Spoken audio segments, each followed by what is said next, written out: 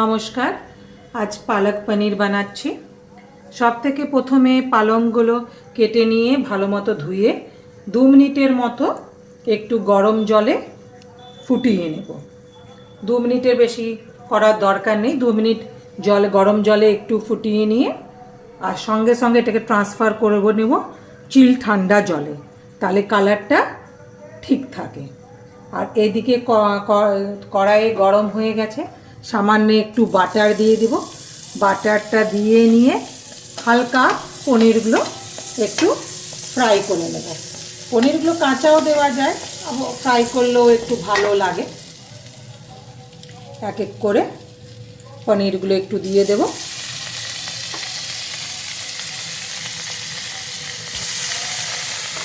হালকা একটু পনিরগুলো ভেজে নেব।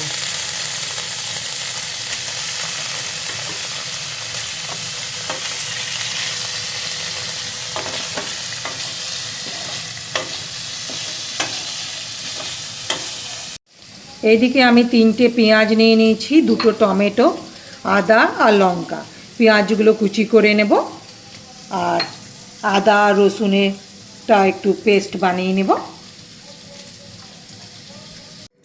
এই যে পনিরগুলো ফ্রাই করা হয়ে গেছে আর পালক শাকটাও আমি মিক্সিতে গ্রাইন্ড করে নিয়েছি। 2 মিনিটের মতো সিদ্ধ করে সাথে সাথে ঠান্ডা জলে ট্রান্সফার করতে হবে। নিয়ে তারপরে মিক্সিতে গ্রাইন্ড করে নিয়েছি। এবার কড়াইয়ে তেল দিয়ে দিয়েছি। তেলে এবার 1 চামচের মতো জিরা দিয়ে দিলাম।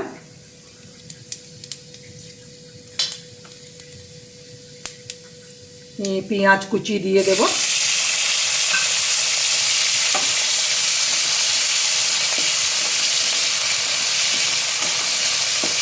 পেঁয়াজগুলো ভালো মতো ভাজতে হবে।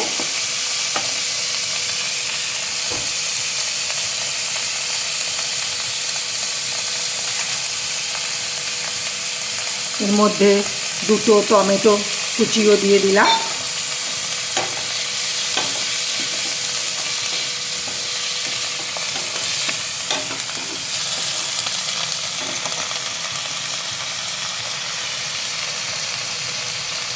এবারে 1 চামচের মতো হলুদ,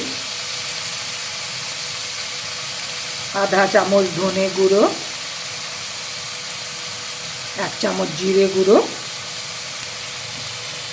আর 1 চামচ কাশ্মীরি লঙ্কা গুঁড়ো দিলাম।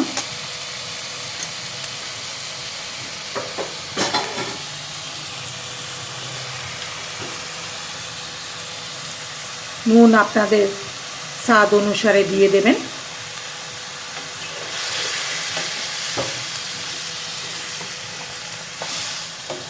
ভালো করে এগুলো ভাজতে হবে।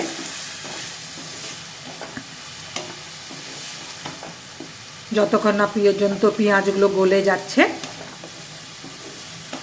2টো শুকনো লঙ্কাও দেব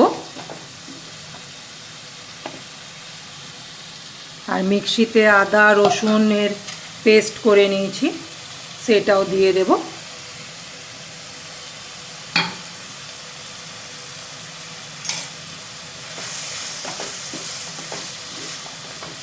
খুব ভালো করে ভেজে নিতে হবে।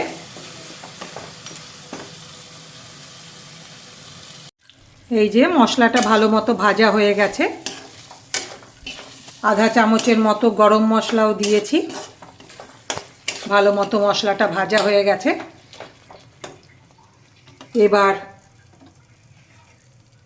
পালং শাকটা দিয়ে দেব।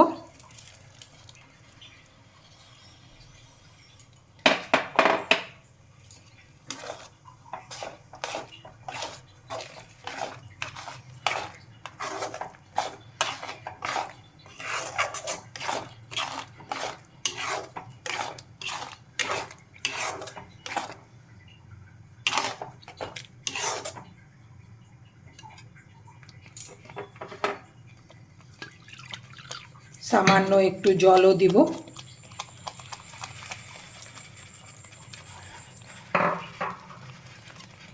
দশ মিনিটের মতো ফুটতে দিতে হবে ঢাকা দিয়ে।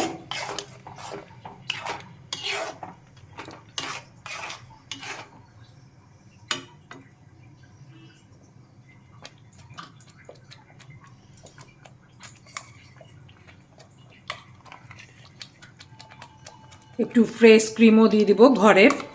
এখানে আমুল ফ্রেশ ক্রিমও ইউজ করতে পারেন।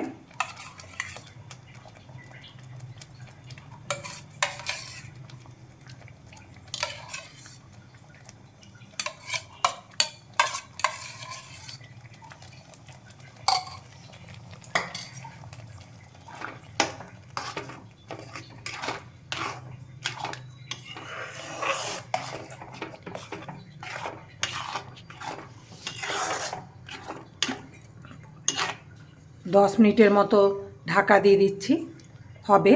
তারপরে পনিরগুলো দিয়ে দেব। এই যে 10 মিনিটের মতো হয়ে গেল। এবার পনিরগুলো দিয়ে দেব।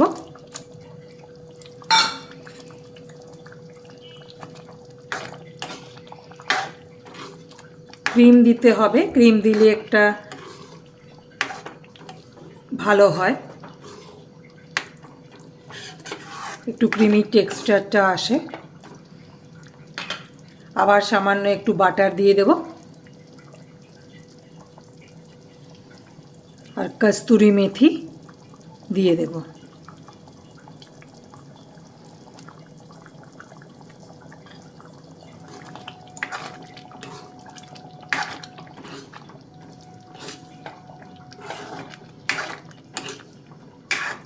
এই যে রেডি হয়ে গেল পালং পনির।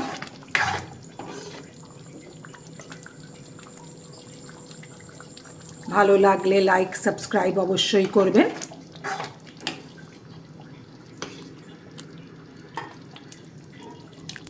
এই যে রেডি হয়ে গেল।